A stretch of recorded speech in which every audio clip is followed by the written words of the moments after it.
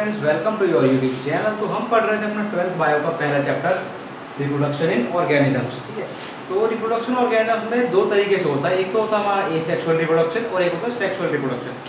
तो पहले asexual reproduction को उठाते हैं। हमारा एसेक्सुअल रिप्रोडक्शन,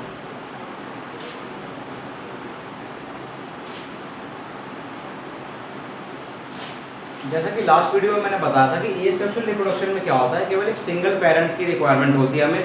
तो हमें ये देखना कि किस किस तरीके से जो है ऑर्गेनिजम्स जो अलग अलग टाइप के वो एसेक्सुअली रिप्रोड्यूस कर सकते हैं। तो some of the types of asexual reproduction are, एक तो हो गया हमारा बाइनरी फ्यूजन।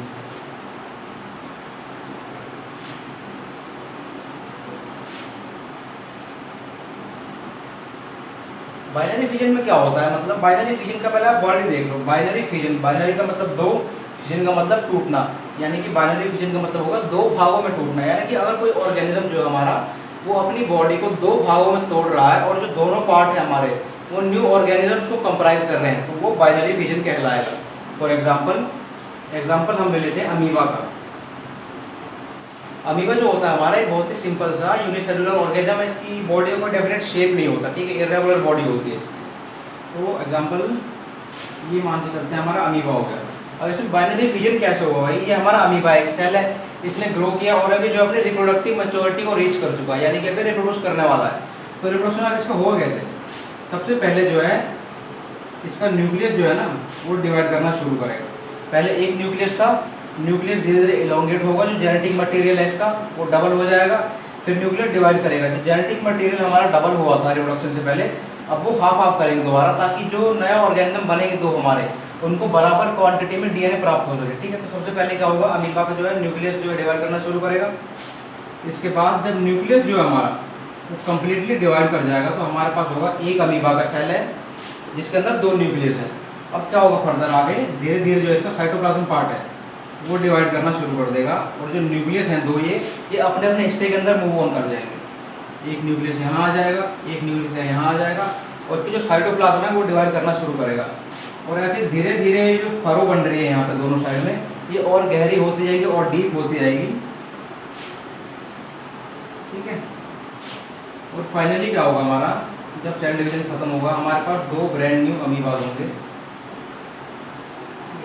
तो ये था हमारा बाइनरी फिजन, यानी कि हमारा एक ऑर्गेनिज्म था सिंपल, इसने क्या किया, पहले न्यूक्लियस दो कर लिए, उसके बाद दोनों न्यूक्लियस को अलग अलग हिस्सों में भेज दिया, फिर उन्होंने अपनी पूरी बॉडी को डिवाइड कर दिया और एंड में हमारे पास दो ऑर्गेनिज्म था कि नए। ठीक है, तो ये था हमारा बाइनरी फिजन। सेकंड पॉइंट हमारा आता है मल्टीपल फिजन। सेकंड है मल्टीपल फिजन। तो मल्टीपल फिजन के अंदर क्या होता है, जैसे बाइनरी फिजन के अंदर हमारा एक ऑर्गेनिज्म था वो सिंपली अपनी बॉडी को दो में ब्रेक कर रहा था और रिप्रोड्यूस कर रहा था। लेकिन मल्टीपल फिजन में क्या है, जैसे कि वर्ड में मल्टीपल फिजन यानी कि कई सारे भागों में टूटना। यानी कि मल्टीपल फिजन में क्या होता है कि जो हमारा एक ऑर्गेनिज्म होता है वो कई सारे छोटे छोटे सेल्स के अंदर टूट जाता है, जो फर्दर आगे जाके ग्रो करके एक कंप्लीट ऑर्गेनिज्म को बनाते हैं। एग्जाम्पल हम इसका समझने के लिए ले लेते हैं, जैसे कि हमारा क्लेमाइडोमोनास हो गया।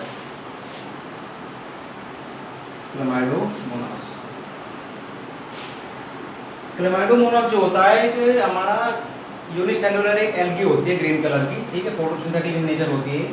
अब इसके अंदर होता क्या है बेसिकली, जब जो है क्लेमाइडोमोनास हमारी अपनी रिप्रोडक्टिव मैच्योरिटी को रीच करती है, इसके अंदर क्या होता है, ये हमारा क्लेमाइडोमोनास हो गया, इसके दो फ्लैजेले हो गए। जब ये जो है हमारा क्लेमाइडोमोनास का जो सेल है जब ये रिप्रोड्यूस करने वाला होता है तो इसकी बॉडी के अंदर ही, जो इसकी पूरी बॉडी है इसके अंदर ही मल्टीपल डिविजन्स होते हैं, और एज अ रिजल्ट इसके अंदर कई सारे छोटे छोटे जो होते हैं क्लेमाइडोमोनास के सेल्स डेवलप हो जाते हैं। ठीक है, यानी कि अभी तक ही जो हमारा एक पूरा ऑर्गेनिज्म था क्लेमाइडोमोनास का, इसने क्या किया, अपनी बॉडी के अंदर ही कई सारे छोटे छोटे डिविजन्स किए और हर एक डिवीजन से एक नया हमारा क्लेमाइडोमोनास का सेल बन गया। एक टाइम पे जो है क्लेमाइडोमोनास के अंदर में 8 to 16 जो है डिविजन्स होते हैं, और ये जितने भी छोटे छोटे जो सेल्स बने हमारे इसके अंदर इनको कहा जाता है जूस्पोर्स। यानी क्लेमाइडोमोनास के अंदर रिप्रोडक्टिव स्ट्रक्चर क्या होगा, जो सेक्सुअली रिप्रोड्यूस करने में हेल्प कर रहा है वो हो गया हमारे जूस्पोर्स। अब क्या होगा, जैसे ये सेल्स इनफ मैच्योर हो जाएंगे कि भाई ये अपने आप पे सस्टेन कर सके आगे जाके, तो क्या होगा, हमारा जो मेन सेल था क्लेमाइडोमोनास का बड़े वाला, वो बर्स्ट कर जाएगा। और बर्स्ट करने के बाद जो है जितने भी जूस पोर्स हैं सारे एनवायरनमेंट में रिलीज हो जाएंगे, ये अपना खाएंगे पिएंगे और फिर जाके जो है ये मैच्योर क्लेमाइडोमोनास बन जाएगा। ठीक है, तो ये था हमारा मल्टीपल फिजन। मल्टीपल फिजन यानी कि एक हमारा सेल था, उसके अंदर मल्टीपल डिवीजन हुए और जितने भी डिवीजन हुए वो सारे आगे जाके अपने आप में एक सेल बनेंगे, एक कंप्लीट ग्रोन ऑर्गेनिज्म बन जाएंगे। थर्ड पॉइंट है हमारा स्पोर फॉर्मेशन। स्पोर फॉर्मेशन या फिर स्पोरुलेशन भी कह सकते हैं। स्पोर फॉर्मेशन से पहले आप ये समझो कि स्पोर आखिर होता क्या, अगर हम किस चीज़ को स्पोर कहते हैं। ठीक है, तो ये जो स्पोर वर्ड है हमारा, स्पोर का मतलब होता है कि एक ऐसा छोटा सा सेल जो कि अपने आप में एक ऑर्गेनिज्म नहीं है, लेकिन अगर ये आगे जाकर ग्रो करेगा तो एक कंप्लीट ऑर्गेनिज्म बना देगा। एग्जांपल आप ले सकते हैं जैसे कि सीड, हमारा जो सीड होता है किसी प्लांट का, वो अपने आप में तो एक प्लांट नहीं होता ना, वो मतलब उसके अंदर ना तो स्टेम्स होती है, ना लीव्स होती है, ना ब्रांच होती है। लेकिन अगर सीड को हम प्लांट कर देंगे भाई, उसको अगर इनफ फूड मिलेगा, सही एनवायरनमेंट मिलेगा, तो वो आगे जाके कंप्लीट ट्री के अंदर ग्रो कर जाएगा। तो same is with spores. Spores जो होते हैं हमारे छोटे छोटे सेल्स होते हैं जो कि आगे जाके कंप्लीट ऑर्गेनिज्म को बना सकते हैं। स्पोर फॉर्मेशन में एक एग्जांपल ले लो, जैसे कि अभी हमने पढ़ा था इससे पहले मल्टीपल फिजन वाले में, क्लेमाइडोमोनास में, उसमें क्या हो रहा था, उसके अंदर बहुत सारे छोटे छोटे सेल्स बन गए थे क्लेमाइडोमोनास के अंदर। उनका नाम क्या था, जूस्पोर्स, यानी कि एक तरीके से वो भी जो है क्लेमाइडोमोनास के स्पोर्स थे। ठीक है, स्पोर फॉर्मेशन क्या होता है कि जब मान लो कोई ऑर्गेनिज्म है, अगर उसको मान लो फेवरेबल कंडीशंस नहीं मिल रही, यानी कि वो अपने नॉर्मल मीन्स से रिप्रोड्यूस नहीं कर पाता, जैसे कि हम अमीबा का ले लेते हैं। अमीबा जो था उसने बाइनरी फिजन का रास्ता चुना था रिप्रोड्यूस करने के लिए, लेकिन बाइनरी फिजन को कब यूज़ करता है, जब भाई कंडीशंस फेवरेबल होते हैं, जब उसे ये पता है कि अगर मैं अभी रिप्रोड्यूस करूंगा तो आगे जो ऑफस्प्रिंग्स बनेंगे वो एनवायरनमेंट में कंप्लीटली सर्वाइव कर जाएंगे। लेकिन मान लो किन्हीं कारण से जो है अमीबा को फेवरेबल कंडीशंस नहीं मिल पा रही है, तो वो सिंपली बाइनरी फिजन रिप्रोड्यूस नहीं कर सकता है, क्योंकि अगर वो बाइनरी फिजन से रिप्रोड्यूस करेगा अंडर अनफेवरेबल कंडीशंस, तो हो सकता है भाई कि जो ऑफस्प्रिंग्स आगे बन रहे हैं वो डाई कर जाए, सर्वाइव ना कर पाए एनवायरनमेंट में। मान के चलते हैं कि अमीबा जो है हमारा, उसको अनफेवरेबल कंडीशंस में है, वो क्या करता है, अमीबा जो है अपने अराउंड जो है एक सिस्ट की लेयर चढ़ा लेता है। सिस्ट का तो मतलब आपको पता होगा ना, सिस्ट जो होता है एक हार्ड कोटिंग होती है जो कि सेल्स के अराउंड आ जाती है, and it is protective in nature. तो अमीबा क्या कहता है, अमीबा अंडरगोज एनसिस्टेशन।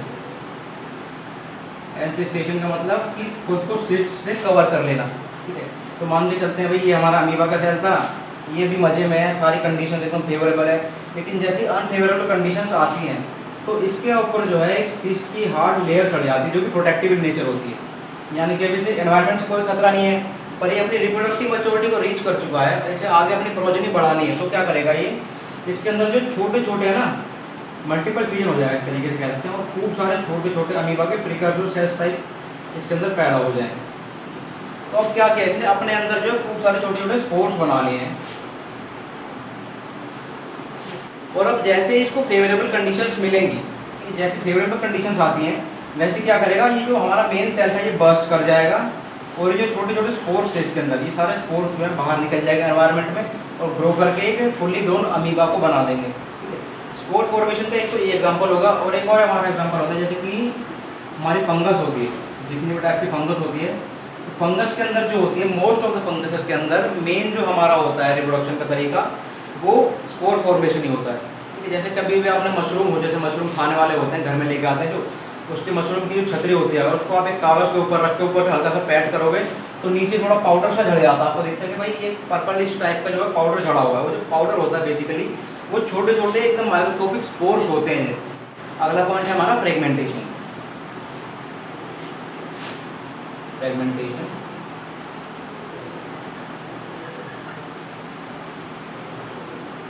फ्रेगमेंटेशन जो वर्ड है हमारा, फ्रेगमेंटेशन का मतलब क्या होता है, टूटना। फ्रेगमेंट का मतलब होता है हिस्सा, फ्रेगमेंटेशन का मतलब हिस्सों में टूटना। फ्रेगमेंटेशन का जो तरीका है ना, ये जनरली देखा जाता है हमारे जो सिंपलर मल्टीसेलुलर ऑर्गेनिजम्स होते हैं, वेदर दे बी प्लांट्स और एनिमल्स। ठीक है, यानी कि फ्रेगमेंटेशन के अंदर होता क्या है कि हमारा जो मेन ऑर्गेनिज्म होता है उसकी पूरी बॉडी जो है वो छोटे छोटे हिस्सों में टूट जाती है, और हर एक जो हिस्सा होता है उसकी बॉडी का वो एक अलग ऑर्गेनिज्म के अंदर ग्रो कर जाता है। एग्जाम्पल हम ले सकते हैं यहाँ पे अपने प्लेनेरियन वर्म का। जो प्लेनेरिया होता है कुछ इस तरीके का होता है प्लेनेरिया का स्ट्रक्चर। ये हमारा वर्म हो गया, ये इसकी सिंपल आईज होती है, ये हमारा प्लेनेरिया का वर्म हो गया। अब इसका जो बॉडी स्ट्रक्चर होता है वो रिलेटिवली सिंपल होता है, मतलब इतना खास कुछ अंदर सौदा पानी होता नहीं है। जैसे कि अगर आप ह्यूमंस को ले लो तो भाई हमारे अंदर क्या होता है कि हर एक काम को करने के लिए एक अलग से पूरा सिस्टम मौजूद है। जैसे ब्लड को पहुंचाने के लिए सर्कुलेटरी सिस्टम हो गया, हमारा नर्वस सिस्टम हो गया सिग्नल्स वगैरह को पहुंचाने के लिए, डाइजेस्टिव सिस्टम होगा एक अलग से हमारे अंदर, लिम्फेटिक सिस्टम होगा। तो हर एक काम करने के लिए जो है एक अलग से सिस्टम मौजूद है। हमारी बॉडी कॉम्प्लेक्स है, लेकिन इनमें क्या होता है, इनकी बॉडी बहुत ही ज़्यादा सिंपल होती है। जैसे ही जो है हमारा प्लेनेरियन वर्म अपनी रिप्रोडक्टिव मैच्योरिटी को रीच करेगा तो इसकी बॉडी के जो है छोटे छोटे पार्ट्स हो जाते हैं। इसकी बॉडी जो है फ्रेगमेंट्स में टूट जाती है, यानी कि ये पूरा वर्म था, लेकिन फ्रेगमेंटेशन के बाद हमारे पास इस वर्म के 3 पार्ट बचते हैं। ये इसके 3 पार्ट हो गए।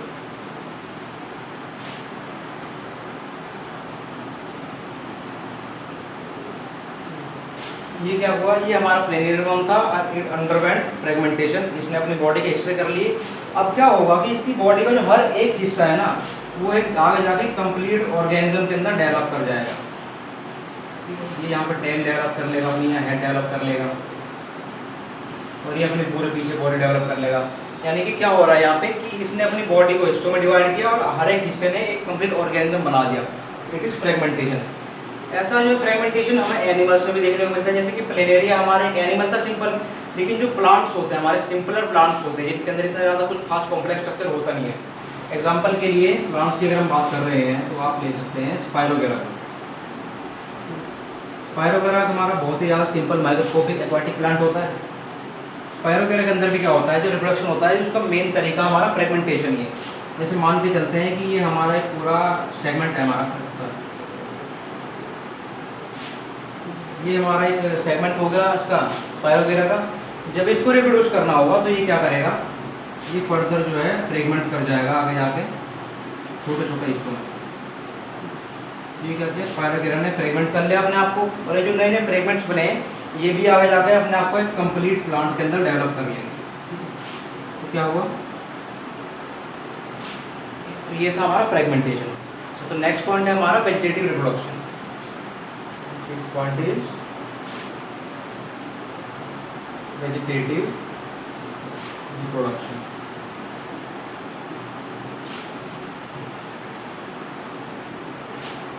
वेजिटेटिव रिप्रोडक्शन का मतलब होता है कि यानी कि जनरली जो हमें ये प्लांट्स के अंदर देखने को मिलता है वेजिटेटिव रिप्रोडक्शन। और वेजिटेटिव रिप्रोडक्शन का मतलब होता है कि प्लांट्स के जो वेजिटेटिव पार्ट्स है उनके थ्रू जब रिप्रोडक्शन हो रहा है, ठीक है।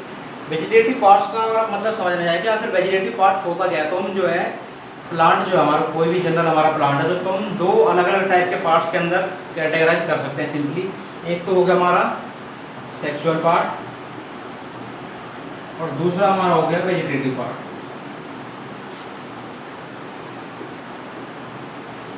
सेक्सुअल पार्ट से हमारा मतलब यहाँ पे क्या है कि वो पार्ट प्लांट का जो कि हमारे गैमेट्स को प्रोड्यूस करने की शक्ति रखता है। यानी कि प्लांट के केस में हमारा एंथेरिडिया हो गया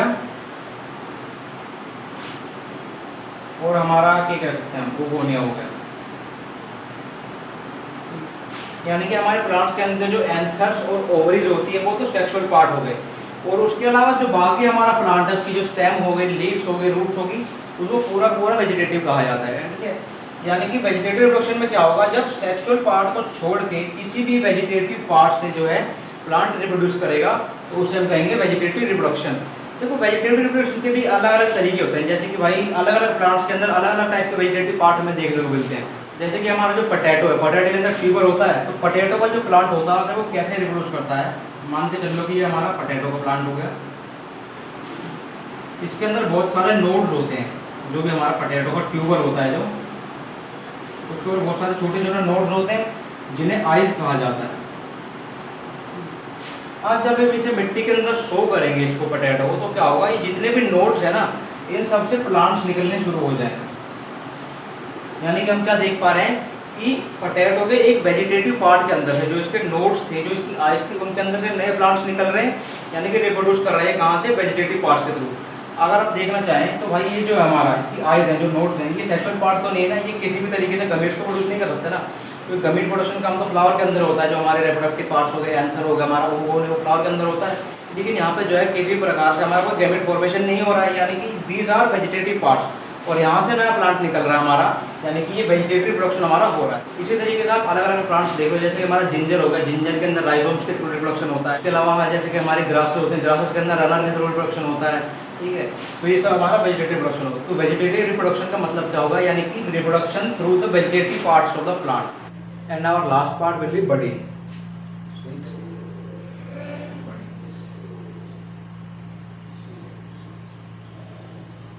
बडिंग का मतलब क्या होता है कि जब जो हमारा ऑर्गेनिज्म है उसके ऊपर ही एज बर्ड्स की फॉर्म में जो है नए नए सेल्स बन रहे हैं। जैसे कि हम यहाँ पे एग्जांपल ले सकते हैं हमारी यीस्ट का, ठीक है। सपोज कर लो कि ये हमारा यीस्ट का सेल है। यीस्ट के अंदर रिप्रोडक्शन कैसे होता है, मान लो ये जो मेन सेल हमारा यीस्ट का, इसके ऊपर क्या होता है, सेल डिवीजन होता है और छोटे छोटे सेल्स जो होते हैं इसी के ऊपर अटैच होने लग जाते हैं। अब ये जो हमारे छोटे छोटे सेल्स बन रहे हैं, ये जो है इसके ऊपर अटैच्ड रहेंगे कब तक, जब तक ये मैच्योर नहीं होते, धीरे धीरे और ज़्यादा बड़े नहीं होते। ये क्या होगा, धीरे धीरे सेल्स जो हमारे और बड़े होते रहेंगे, और जब फाइनली जाके जो हमारी बर्ड्स थी ये इतनी बड़ी हो जाएंगी कि अब ये इससे डिटैच होके फर्दर आगे अपने आप सर्वाइव कर सकें, तो ये जो है इससे अलग हो जाएंगी वो और एक कम्प्लीटली न्यू सेल बना देंगे। तो बडिंग में क्या हो रहा है हमारा कि बर्ड्स की फॉर्म में जो है सेल्स जो हमारी मेन बॉडी ऑर्गेनिज्म की उसके ऊपर अराइज होते हैं और धीरे धीरे ग्रो करते हैं, और जब वो कम्प्लीटली मैच्योर हो जाते हैं तब वहाँ से डिटैच होकर अलग ऑर्गेनिज्म बन जाते हैं। एक एग्जांपल तो बडिंग का हमारा ईस्ट हो गया। ईस्ट के अलावा हाइड्रा जो होता है हमारा ऑर्गेनिज्म, हाइड्रा के अंदर भी बडिंग से ही रिप्रोडक्शन होता है। बडिंग यानी कि हाइड्रा में किस तरीके से होती है देख लो, कि मान के चलते हैं ये जो है हमारा हाइड्रा है, ये हो गया हमारा हाइड्रा।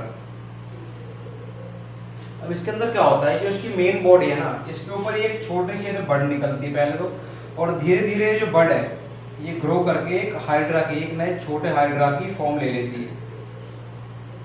अब ये जो बड निकली है यहाँ पे छोटा सा हाइड्रा की फॉर्म में, ये धीरे धीरे ग्रो करेगी जैसे वहाँ पे होता है इसके केस में, ठीक है। और जब ये इनफ मैच्योर हो जाएगी कि इससे डिटैच करके अपने आप में सर्वाइव कर सके, तब ये अलग होके अपने आप को प्लांट कर लेगी और एक नया हाइड्रा यहाँ पे जो है डेवलप हो जाएगा हमारा, ठीक है। तो दिस इज बडिंग।